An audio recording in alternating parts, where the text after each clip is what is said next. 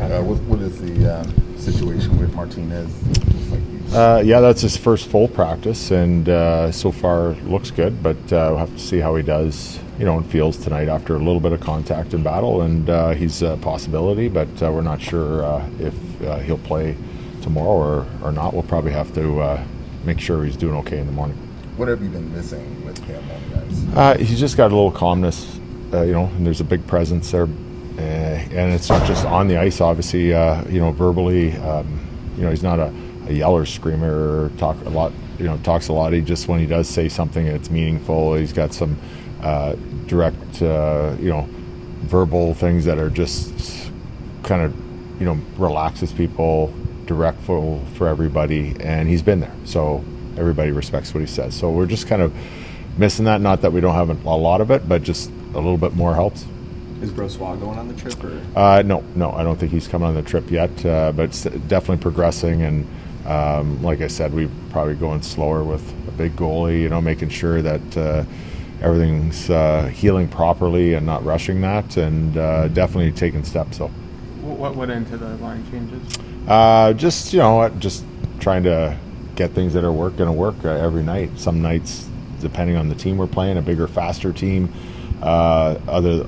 To another team that's maybe they're like a quick checking team in Seattle, and they're not built the same as Dallas or even like a Vancouver. It's kind of like got guys like Miller and stuff. So we're going to just try and build our lines and our lineup to who we're playing, and until something like jumps out at us that it's going to stick, and we've seen that for a while, and then sometimes we need help on a different line or spread it out on the road when we can't have last change, and I think that's what we're looking at here.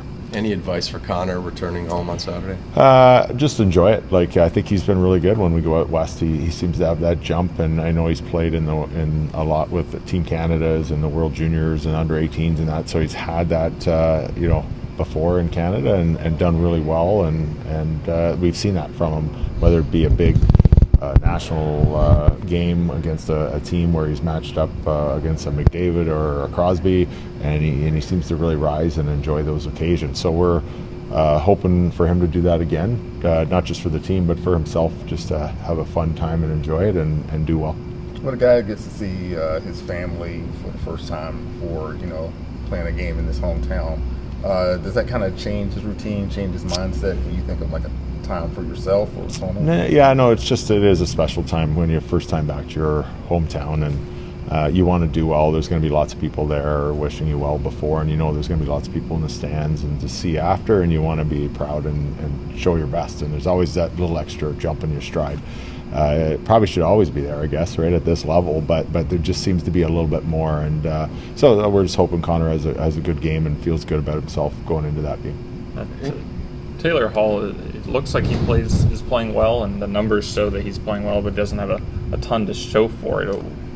Would you assess how he's done so like well? Even in the overtime goal, I don't think they gave him an assist on it, and his stick maybe didn't touch the puck, but he was strong and had a great strong defensive play to break up that puck for us to go the other way. So there's so many other things that we see in his game, and it just even his strength and practice on the puck, like it's starting to really come back, and you can see he's starting to feel it. So we're happy for that, and I think he knows that. And a guy that's been around this long, everybody loves to have your numbers flashing positively, but in the standings. But you know what? As long as you're playing well and you're confident in that, and at this point in his career, you should be. I think we're happy with his play, and the longer you do that, the numbers are going to start trickling in there. He's one of the team leaders in terms of zone entries, particularly with possession. How helpful is he in terms of getting it through the neutral zone? Yeah, no, that's good. And he's strong. He's strong on the puck. There's times where you think he might get squeezed off or checked, and he somehow drags everything in with him because he can handle the puck. He's got great feet.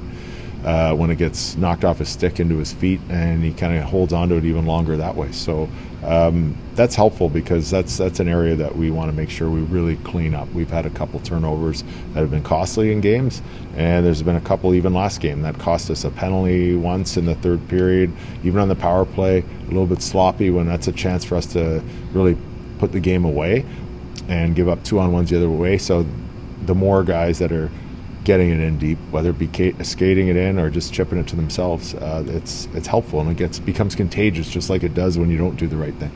I know you said that part of the line changes are opponent specific, but is any of getting Bedard more on lock baked into that equation? I think on the road, we just want to have some good balance, and I think that's what my initial reason is. And then there's other reasons. Just some guys play well, and the line gets going for a while, and then sometimes it just goes stagnant. So just change it up. And I thought he had some good chemistry before with Kurashev last year at times, and even early in the season with Tavo. So let's try it again. And sometimes you come back to it, and it clicks even easier because they had a try or two, and they've been on the power play once or twice together, but maybe the third time, sometimes they've been talking about things. Hey, last time this didn't work well, or this did work well.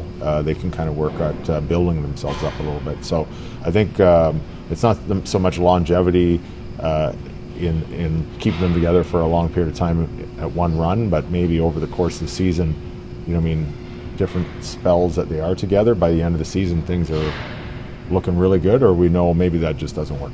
You looking to free him up offensively by moving to the wing? Yeah, and there's going to be times where maybe he's going really well and someone isn't. Maybe I throw him out there on an offensive zone face-off on another line. And we've done that before, and it depends if we're behind in the game or up in the game. So there's different variables, but he's a guy that if he's on his game, he can be very dangerous and explosive. So we want to keep our eye on that.